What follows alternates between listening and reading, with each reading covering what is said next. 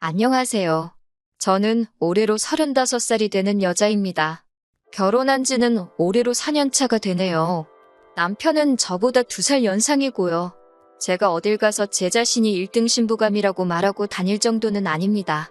그저 대한민국에 거주하는 다른 사람들과 여타 크게 다를 것 없는 평범한 30대의 여자이지요. 하지만 그렇다고 해서 제가 알아서 엎드려 기어다녀야 할 정도로 결혼을 엄청 잘한 것도 아닙니다. 저희 신랑의 이름만 들으면 다 알만한 대기업에 다니고 연봉도 보너스가 잘 나오면 1억 정도로 버는 해도 있지만 제가 결혼 이야기가 오고 갈 때쯤에 망설였던 이유가 몇 가지 있습니다. 남편이 결혼을 준비할 당시에는 따로 모아놓은 저금이 없었고 남편은 회사에서 가깝게 살았기 때문에 결혼을 하게 된다면 남편 회사에서 정반대 방향에 있는 저희 회사 위치 특성상 제가 직장을 그만둬야 했기 때문이에요. 당시 남편은 33살 나이에 회사 연차수도 어느 정도 있었는데도 불구하고 따로 모아놓은 돈이랄 게 없었어요. 저는 그래도 그때까지 직장 생활하면서 모아놓은 돈이 6천 정도 되었거든요. 저는 당시 연봉이 2천 중반 정도로 얼마 되지 않는 연봉 알뜰살뜰하게 잘 모았다고 자부하지만 사실 31까지 시집 안 가고 돈 6천 모은 게 전부이고 그게 제가 알뜰하다는 증거는 되겠지만 자랑거리라고 하기엔 조금 무리가 있는 걸 너무나도 잘 알고 있었거든요.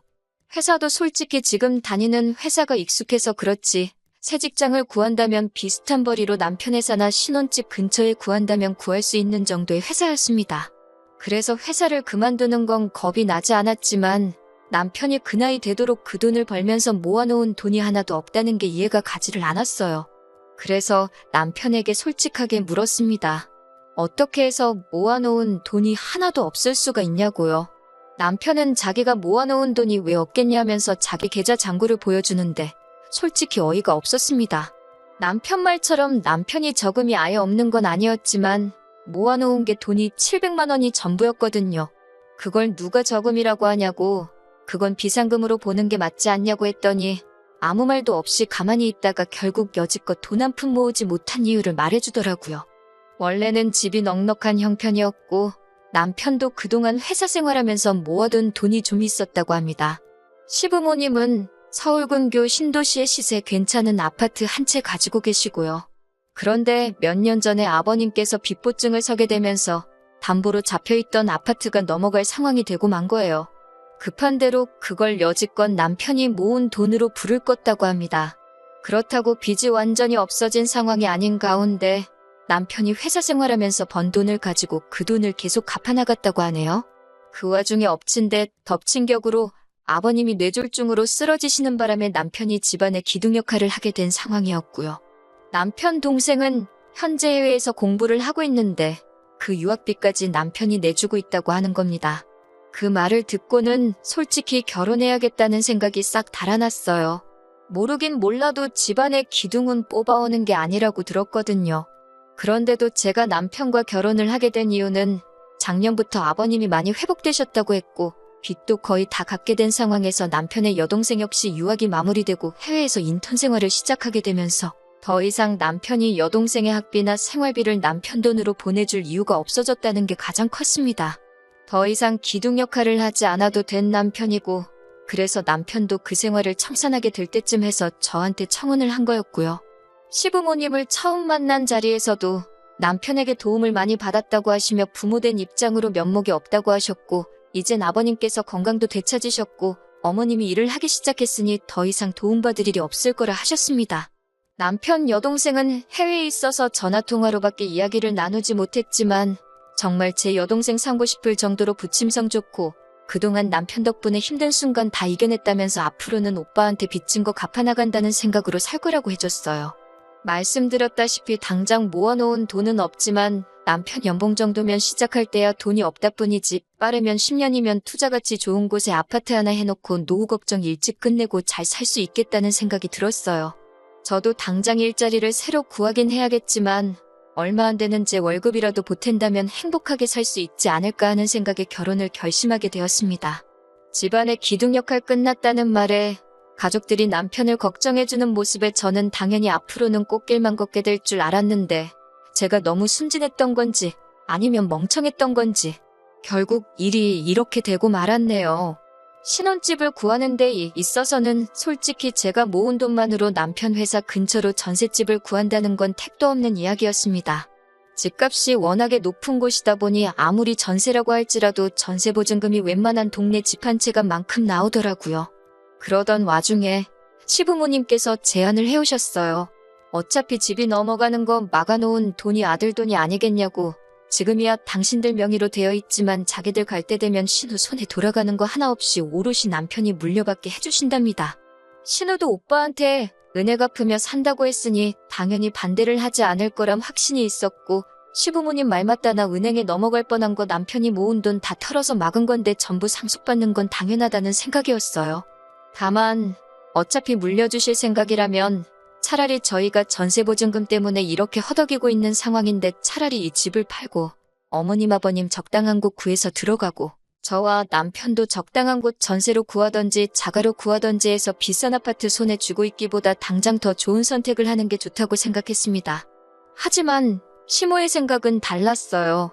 집이 30평대 아파트에 남는 방도 있고 화장실도 2개이니 그냥 이 집에서 같이 살면 어떻겠냐 하시는 겁니다. 말이 같이 살자는 거지. 솔직히 저는 제 방법이 옳다고 생각하는데 이건 그냥 시집살이 하라는 거나 마찬가지라 생각해서 거절했어요. 남편은 쩔쩔매면서 그냥 이 집에서 돈 모아 나갈 때까지는 불편하더라도 제가 참으라고 하는데 불편한 걸 제가 참으면서까지 있을 필요는 없다고 생각했어요. 그리고 남편한테는 불편한 건 당신이 참으라고 하고, 남편이 지하철로 출퇴근을 하는 거리가 늘기는 했지만 모아놓은 돈으로 구할 수 있는 전세집 찾아다가 거기에다가 신혼살림을 차렸습니다. 시어머니께서는 자기 제안을 거절한 제게 불만이 있으셨을 거예요. 당장 시부모님이 저를 안 좋게 생각하신다 하더라도 저는 언젠가 저희 이런 생각에 남편도 시부모님도 고맙다고 할 날이 올 거라 믿어 의심치 않았습니다. 그런데 저희 예상과는 반대로 이때부터 시어머니는 이런 저의 거절의 고마움보다는 어떻게든 고집센 며느리를 꺾어놓고 부려먹어야겠다는 생각을 하셨나 봐요. 결혼 후 몇 개월 지나지 않아서입니다. 지역을 옮겨가면서 제가 다니던 회사를 그만두게 되더라도 인수인계 등 마무리를 잘 짓고 나오기 위해 왕복으로 3시간이 넘게 걸리는 거리였지만 저는 계속해서 다니던 회사를 나가고 있었어요. 그 와중에도 신혼집 근처에서 새로 일자리를 구하겠다고 백방으로 알아보고 있는 상황이었고요. 지하철을 타고 한참을 퇴근을 하고 있는데 시어머니한테서 전화가 왔습니다. 시댁에 들르라고 하시네요. 무슨 일로 부르시냐 물었는데 오면 안다고 하시면서 대답을 안 해주셨어요.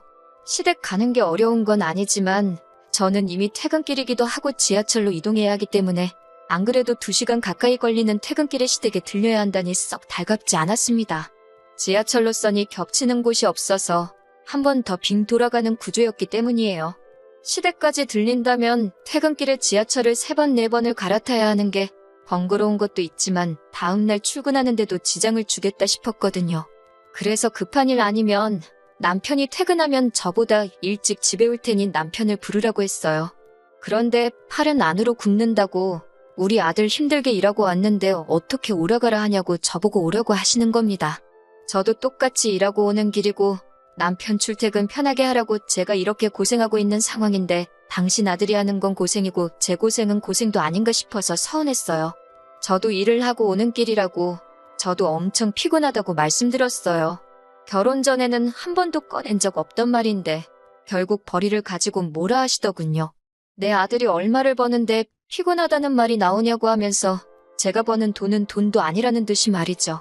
그 말을 들으니 더욱 더 퇴근길에 돌아가면서까지 시댁에 들러야 할 이유를 못 느꼈어요. 그래서 퇴근하고 나서 들르겠다고 대답만 하고 전화를 그냥 끊어버렸습니다. 그리고 그냥 집으로 돌아갔어요. 퇴근은 저보다 늦을 때가 많지만 오며 가며 거리가 저보다 짧아서 그런지 남편은 벌써 집에 와서 집안일을 하고 있더라고요. 그나마 남편이 저한테 잘했기 때문에 시부모님이 저한테 그렇게 행동하셨던 화가 많이 누그러졌어요. 그래도 시댁에 가겠다고 대답을 드렸으니 안 갈 수가 없는 상황이었지요. 애초에 전화 끊으면서 집으로 바로 가서 남편까지 같이 데리고 시댁에 갈 생각이었기 때문에 망설일 게 없었습니다. 시댁에 가자니 남편도 많이 지치고 피곤한 듯 거길 자기가 왜 따라가냐는 느낌의 표정을 지었지만 역시 제가 퇴근길에 고생하고 온 걸 알고 있으니 길게 뭐라 말은 못하고 순순히 따라 나오더라고요. 시댁에 도착했더니 어머님은 대번에 제 뒤에 서 있는 남편 얼굴 보고 표정이 일그러지더군요.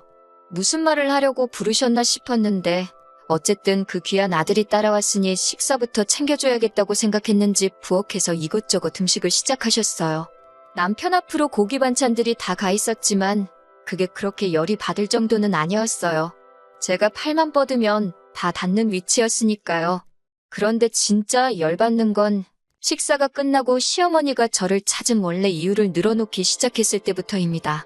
아버님이 많이 나아지기는 하셨다지만 뇌졸중 후유증 때문에 많이 고생을 하고 계셨거든요.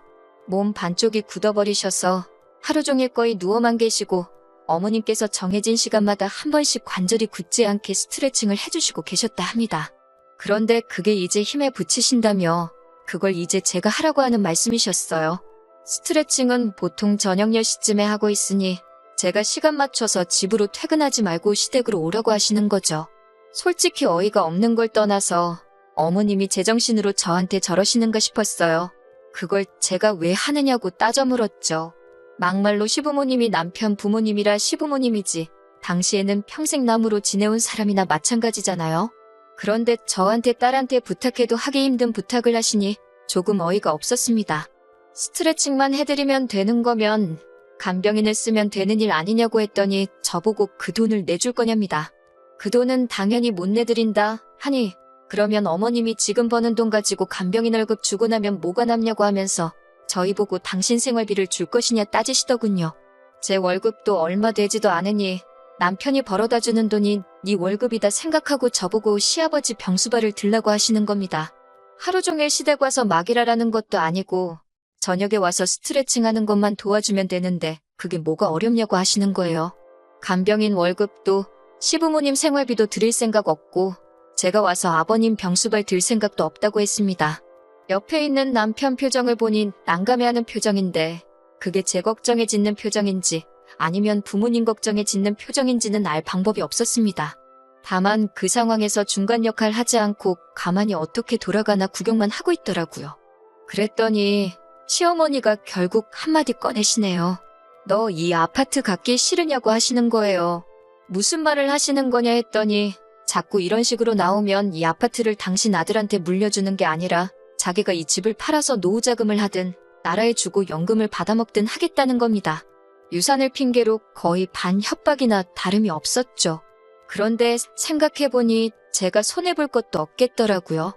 100세 시대라고 하는데 어머님 아버님 앞으로 30년은 너끈하실 테고 제 연봉이 어디 가서 자랑할 만한 금액이 아닌 건 알지만 30년 모으면 이 아파트 한 채 정도는 못 살 돈도 아니었으니까요. 그리고 애초에 남편이 아니었으면 은행에 넘어갔어야 할 집인데 그걸 가지고 주네 안 주네 하시면서 저를 부려먹을 생각을 하시니 앞으로 이걸 가지고 몇 년을 더 울고 먹으실 바에 필요 없다고 못을 박는 게 나을 것 같아서 집을 팔아서 간병인을 구하시든 알아서 지지고 볶으시라고 강하게 한마디 하고 나왔습니다. 집에 오는 길에 남편은 제 눈치를 보면서도 말을 아끼고 있었는데 대충 이야기를 나눠보니 그 집을 상속 못 받게 돼도 상관이 없냐고 하면서 자기 평생 번 돈이 들어간 집이다 마찬가지라며 아쉽지 않냐고 하는 거예요. 그래서 남편한테도 한마디 했습니다. 그 아파트 때문에 당신 마누라 평생 시댁에 종살이 시킬 생각이냐고. 그렇게 그 아파트를 상속받아야겠으면 당신이 퇴근해서 시댁으로 가서 아버님 수발 들고 저녁에 집에 돌아오라고 했어요. 그 집에 있어서 보증 잘못 쓴 것도 당신 돈 들여서 갚은 것도 다 날 위해 한 거 하나도 없지 않냐고. 내가 좋을 거 하나도 없는데 당신하고 당신 부모님 좋으라고 내가 희생할 생각 없다 못을 박았더니 남편도 더 길게 말을 하지 못하더군요. 아무튼 자연스럽게 그날을 기점으로 시댁하고는 척을 지는 정도까지는 아니지만 거의 교류가 없이 지내게 되었습니다. 대신 저도 다른 소리 나오게 하는 게 싫으니 저도 제 할도리만큼은 다 했어요. 명절 때나 어버이날이나 시부모님 생신 때같이 당연히 자식으로서 며느리로서 챙겨야 할 날들은 아쉽지 않게 챙겨드렸습니다. 저도 새 직장 구해서 출퇴근 시간도 많이 줄어들었고 여전히 월급은 얼마 되지 않았지만 제 돈으로 악착같이 생활하고 남편 돈 알뜰하게 모아가면서 그렇게 4년이 지나니까 어느 정도 목돈이 모여서 새 집을 알아봐도 되겠다 싶을 정도로 돈이 많이 모인 상황이었어요. 전세 보증금 빼고 대출 좀 더 받으면 위치 좋은 신축 아파트도 노려볼 만한 상황이 되었지요. 그런데 그렇게 거리를 두고 지내던 시부모님한테서 연락이 오게 되었습니다. 2년 전에 신우가 인턴 생활도 마치고 한국으로 돌아와 있었거든요. 그런데 저희와 시부모님 사이가 틀어진 걸 알게 되고는 오빠한테 은혜 갚으며 살겠다는 말은 속 들어가고 연락도 없이 지내고 있어서 엄청 얄미웠어요. 그런데 그 신우가 시집을 가게 되었다는 겁니다. 남편 될 사람은 어떻게 신우가 물었는지는 모르겠지만 집안 괜찮고 현재 다니고 있는 직장도 괜찮은 사람이더라고요. 유학할 때 알고 지내다가 한국에 돌아와 다시 만나게 되고 결혼 이야기까지 오고 가게 된 모양입니다. 신우 결혼한다는 말은 알고 있기는 했는데 시부모님이 갑자기 그때쯤 해서 보자고 하시니 솔직히 좋은 생각이 들지는 않았습니다. 아니나 다를까 시부모님이 저희를 보자고 한 이유는 예상한 대로 돈 이야기였습니다. 아무래도 시댁이 남편 될 사람 집안에서 해오는 것만큼 맞춰서 해올 여력이 안 되니 저희가 경제적으로 신우를 좀 도와줬으면 하셨나 봐요. 신우가 결혼할 때 그냥 넘어가려던 생각도 아니었고 남편이 자기 여동생에 대해서 각별히 생각하기도 하니 저희도 누가 시키지 않아도 돈 500 정도는 해주자고 이미 이야기가 되어 있었는데 시어머니가 요구하시는 건 돈 500으로는 택도 없는 걸 말씀하셨어요. 아예 집을 한 채 해주자고 하시네요. 신우 남편 될 사람 집안이 워낙에 돈이 있다 보니 결혼할 때 시부모님이 집 정도는 해줘야지 자기들 노후를 보장받을 수 있지 않겠냐고요. 보아하니 저희가 시부모님 노후를 가지고 뭘 해줄 거라 생각되지는 않으셨는지 저희 보고 신우가 결혼하고 살 집을 해주라는 겁니다. 저희한테 그게 무슨 이득이 있냐고 하니 당신들 노후는 신우네가 해줄 것이니 저희 보고도 남는 장사라고 하시는 거예요. 그게 어떻게 남는 장사냐고 했더니 또 시부모님 만능 해결책이나 마찬가지인 집 이야기를 하시는 겁니다. 너희는 또 이만큼 돈을 모을 수 있지 않느냐고 하시면서 우리 살 날이 남으면 얼마나 남았냐고 당신들 노후에는 생활비는 신우한테 타서 살다가 지금 살고 계신 집을 남편에게 상속해주면 되지 않겠냐고 하시는 겁니다. 애초에 결혼 전부터 그 집은 남편에게 물려주시기로 말했던 것이었는데 이제 와서 또 그걸 조건 삼아 저희 돈을 뜯어가려 하시니 어이가 없었어요. 그리고 당장 어머님하고 사이 틀어졌다고 해서 한국 돌아오고도 저희한테 연락 한 번 없던 신우였는데 자기도 권리가 있는 부모님 유산을 순순히 포기를 하겠어요? 아마 진흙탕 싸움이 나도 충분히 날 것 같은 상황이었지요. 그래서 저는 아무리 생각해도 저희한테 좋은 게 하나도 없지 않느냐고 거절을 했어요. 평소 때는 이런 상황에서 말 한마디 안 하는 남편인데 남편이 한마디를 거들더라고요. 거기서 남편이 제 편을 들어주며 같이 싸웠다면 이혼까지는 생각 안 했을 겁니다. 그런데 남편은 시어머니 말이 틀린 게 없다면서 저보고 다시 생각해보면 안 되겠냐는 거예요. 당장만 봤을 때도 엄청 손해보는 장사이지만 저희가 시부모님 집을 상속받았을 때 신우가 가만히 있을 거라는 보장이 있냐고 따지니 남편이 그러면 지금부터라도 우리가 시부모님을 모시고 살면 되는 일 아니겠냐고 하는 겁니다. 생활비는 신우가 주고 시부모님 모시고 사는 걸 우리가 하고 있으면 되는 거라고. 그렇게 되면 신우가 살 집을 우리가 해주는 거나 마찬가지고 신우도 생각이 있으면 그 돈을 탐내지 않을 거라고 하는 거예요. 4년 생고생해가며 집살돈 만들어놨더니 그 돈으로 신우 집 사주고 10월들 시어머니와 거동불편하신 시아버지를 모시고 살자고 하니 어이가 없었습니다. 기둥도 이런 기둥이 또 없고 효자도 이런 효자가 또 없었네요. 집안의 기둥 노릇 다 끝났다는 말 믿고 결혼했더니 알고 보니 당장 본인이 기둥 노릇을 그만둘 생각이 없는데 그럴싸한 상황만 만들어 놓고 나를 속였다는 생각이 들었어요. 그래서 이혼했습니다. 이 경우 조금만 더 고생하고 아이를 갖자고 계획하고 죽자고 열심히 일하며 돈을 모았던 게 오히려 저한테는 전화위복이 되었네요. 그나마 다행인 건 제 월급이 남편에 비해 많이 적은 편이기는 했지만 전세보증금이 전부 다 제 명의로 되어 있었다는 점과 공동의 재산 증식에 제가 기여한 바를 인정받아 여태껏 모은 돈의 절반은 아니지만 꽤 많은 부분을 분할받을 수 있었어요. 거기에 부모 봉양을 강요했던 게 귀책 사유로 인정받을 수 있어서 모자란 부분은 위자료 청구를 해서 뜯어올 수 있었네요. 모아놓은 돈 빼앗기고 당장 신우 시집 보내주려던 돈도 못 해주게 되니 아쉬웠는지 그제 와서 이혼은 없던 일로 하면 안 되겠냐고 하고 시부모님도 그냥 이제 당신들 집 팔아서 작은 집 구해 살 테니까 용서해달라 제 다리를 붙잡았지만 이미 찍어 먹어봐서 똥인 걸 아는데 그걸 구태여 한 번 더 먹어보는 사람이 어디 있겠어요? 미안하지만 일 없다고 말하고 4년 결혼 생활의 종지부를 찍어줬습니다. 다른 건 몰라도 이제 그 집구석과 얽힐 일이 없으니 속 하나만큼은 후련하네요. 요즘 이혼한 거 흠으로 치는 사람이 어딨냐고 하는데 그거야 남의 일이지 이혼한 제 입장에서는 사실 무거운 꼬리표이기는 합니다. 어디 가서 자랑할 만큼 떳떳한 일도 아니고요. 하지만 이제 와서 제가 어떻게 할 수 없는 일이기도 하니 지나간 일을 후회할 바에 앞으로 제가 더 잘되기 위한 방법을 찾는 게 저에게도 더 좋은 일이고 욕심부리다가 저 같은 좋은 아내, 좋은 며느리 놓치게 된 그 집구석에 해줄 수 있는 최고의 복수가 아닐까 싶습니다.